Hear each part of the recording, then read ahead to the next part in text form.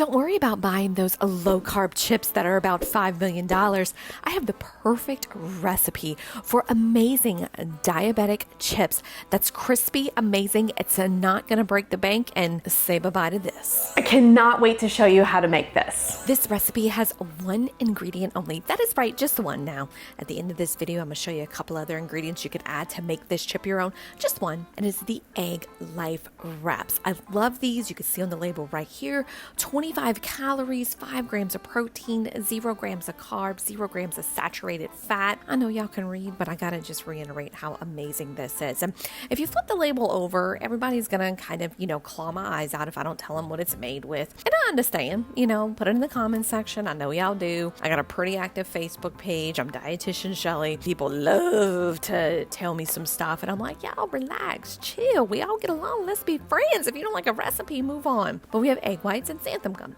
Xanthan gum is kind of what adds thickness to the product. It was really, really popular in keto cooking. This is crazy easy. Set your air fryer at 360 degrees and remove that basket. You could see that I have my cutting board, and I took the egg white wraps the Egg Life wraps out of the package. And I'm just cutting them into very small triangles. Now, I purchased these at Drug Emporium. They are at Kroger.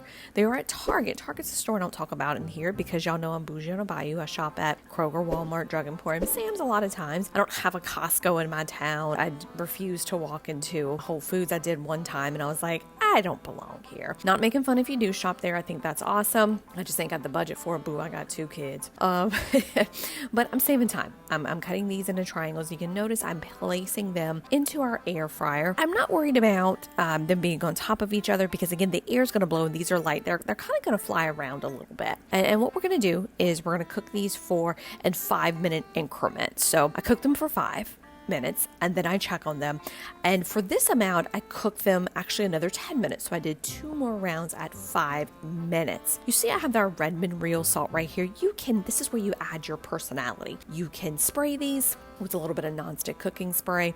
I love my olive oil based. You could sprinkle a little Redmond real salt. Make these your own game. This is a perfect crunch, way better than those low carb chips.